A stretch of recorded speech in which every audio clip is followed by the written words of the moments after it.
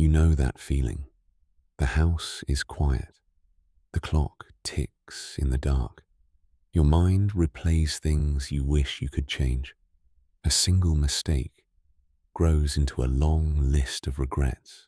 You can hear every detail like a small, sharp voice.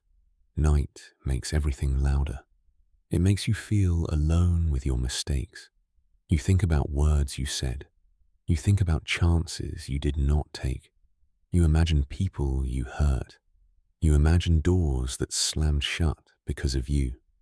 Your chest tightens. Your stomach twists. Sleep seems far away.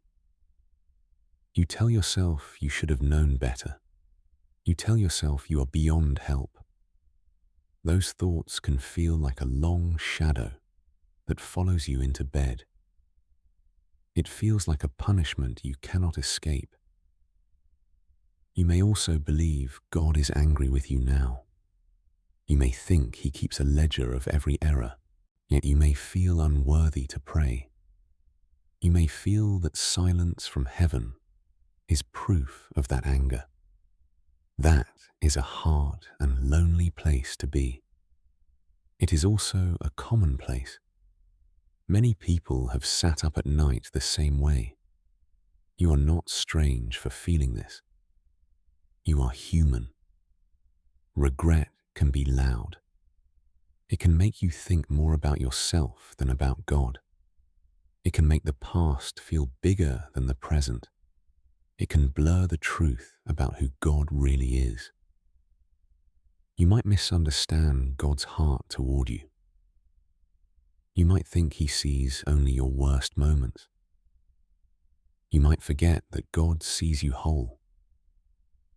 You might forget that God also sees your effort to change. Psalm 6 says, and it talks about deep sadness at night and a cry for mercy when the heart is heavy. It reminds you that feeling overwhelmed at night is a place people have prayed from before. The psalm is honest about pain and fear. It shows someone who is worn out and who asks God for kindness. It does not end with shame alone. It points toward hope and toward God's listening ear. When regret haunts you, your first move does not need to be self-condemnation. Your first move can be to breathe and to remember that God hears the kind of night prayers you cannot say aloud. You do not have to be brave at first. You can be tired and honest. You can say to yourself, I am struggling. I am hurting. I do not know how to carry this alone.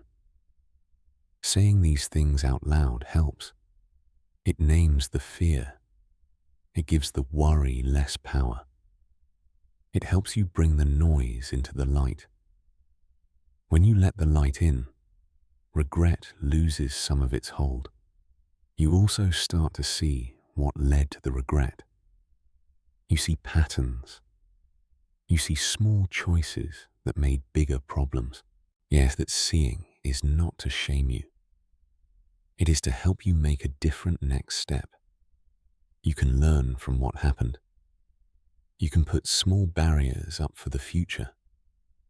You can ask for help from a friend. You can go to sleep with prayer on your lips. You can tell God what you cannot bear to carry alone. You can ask for rest even when you are not fully healed. It is okay to ask for rest and strength at the same time. Rest is not surrender to guilt. Rest is trust that healing takes time. Stay gentle with yourself. The night is hard, but it does not have the last word. The quiet can become a place where you turn your small, raw sorrow into words you can offer to God. Let that be the first step tonight. Let honesty come before hurry. and before harshness toward yourself. The hard nights can teach you things you did not want to learn.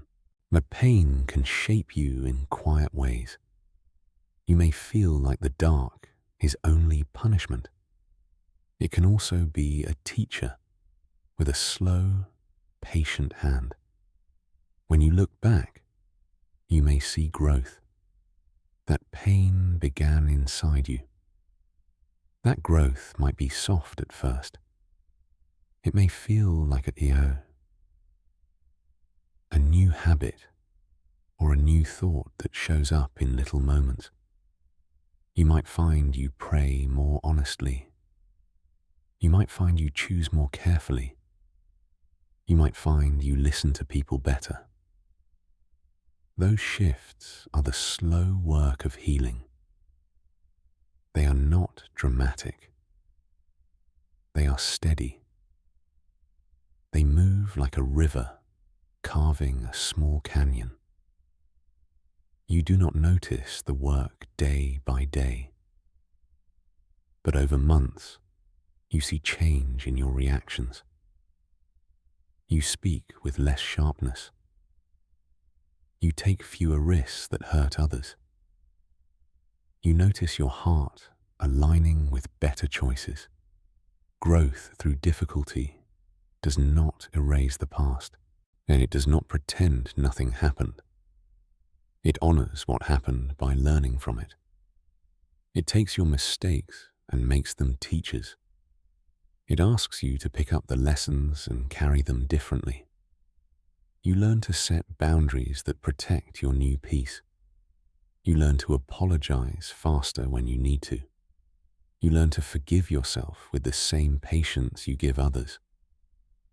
Growth also teaches humility. You realize you are not the only one who stumbles at night. You see others who are kind despite their flaws. That sight helps you be kinder to yourself. Psalm 30 says, and it speaks about turning deep sadness into a new song of thanks. It shows that suffering does not have to end your story. The psalm describes a move from mourning to joy. It teaches you that God can make something good come from what hurt you. When you let pain teach you, yet you cooperate with that healing, you look for small signs of change. You thank God for any step forward. You keep a soft, watchful hope that tomorrow can be different. You do not rush healing. You walk closer to it. You let each small step count. You remember that growth is often invisible. It is like seeds under soil that will one day produce flowers. You do not force them. You water them gently. You give them time. You celebrate small victories. You let the night's lesson slowly turn into day's change. There are simple truths that steady you when the mind spins at night. You do not need long theology to hold on to hope. Short, plain truths can be like anchors in a storm. One simple truth is that you are not defined by one moment. Another truth is that God's mercy is available even when your judgment feels loud. You can hold these truths close like a warm blanket. Another helpful truth is that perseverance is not strict endurance. It is steady faithfulness in small things. It is choosing kindness again the next morning. It is showing up one more time to life and to people you love. Perseverance is not about hiding your shame. It is about bringing it to light in honest ways. It is about small acts that prove you want to be different. You may worry that being tired makes you weak. Yet strength often shows up in repeated small choices. Each time you choose good over immediate comfort, you build a new path. You might maintain a habit of short prayers at night. You might write one honest sentence in a journal. You might say sorry to someone you hurt. Those tiny habits matter. Over time, they grow into a character of mercy and steadiness. The Bible invites that patience. It does not demand perfection. It asks for persistent faith. Psalm 27 says, and it speaks about finding strength by looking to God even in hard times. It encourages you to stay close to God and not give the night power over your hope. The psalm says that courage grows when you keep your eyes on God. That is a gentle way to think about perseverance. You keep turning back to God. You keep saying small prayers. You keep practicing mercy toward yourself. You keep acting in love even when you're afraid. You will find that your endurance becomes quiet and sure. You will notice a steadier heartbeat. You will find choices feel easier after a while. Those small, steady steps are how real change happens. You do not have to have the whole path figured out. You only need to take the next small step in love and truth. Keep your hope low to the ground and practical. Water, small habits. Trust God with the big picture. Keep walking. Sometimes the night brings warnings, not the fearful kind that shouts at you. A softer, clearer warning can come from the soul. It might say, slow down. It might say, pay attention to your story. There is a difference between guilt that crushes and guilt that guides. Guiding guilt helps you notice what needs repair. Crushing guilt only keeps you stuck. The mind can confuse one for the other. You can learn to listen to the helpful warning. Take it like a friend tapping your shoulder. It is not a voice of shame. It points to a path forward. The warning might call you to change relationships. It might call you to stop repeating old patterns. It might invite you to set new boundaries. It may lead you to seek help. And that might mean talking to a trusted friend. It might mean seeking a pastor or counselor. God's call to change is not a threat. It is a loving guide out of trouble. It wants to protect you and others. The focus you need is not self-condemnation. It is turning your eye toward the one who heals. When you focus on Jesus, the noise of self-accusation decreases. You begin to see your wrongs and also see the way to repair them. This shift is important. It keeps you from getting lost in shame. It helps you take practical steps toward repair. Psalm 51 says, and it is a cry for mercy after failing. It shows how honest confession and a heart turned to God can lead to renewal. The psalm teaches that God delights in a humble heart. It encourages you to bring the mess to God rather than hide it. That is the starting place for real change. Because when you focus on Jesus instead of fear, you find a steady center. He does not throw you away.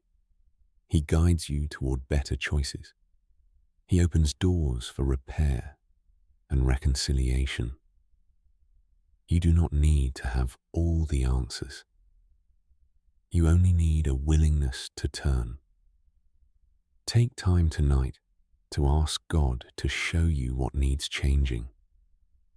Ask for clarity and for the courage to act. Ask also for the grace to forgive yourself. That is not easy. It is necessary. It gives you room to grow. The refining process can feel slow and quiet. It may not look like dramatic miracles right away. Often, God works like a potter at the wheel. He presses, shapes, and smooths. The edges that hurt others get softened. The rough places that cut you or others become smooth. The refining process can hurt. It can feel like being tested by fire. Yet that fire often burns away what would have kept you stuck. It reveals what truly matters.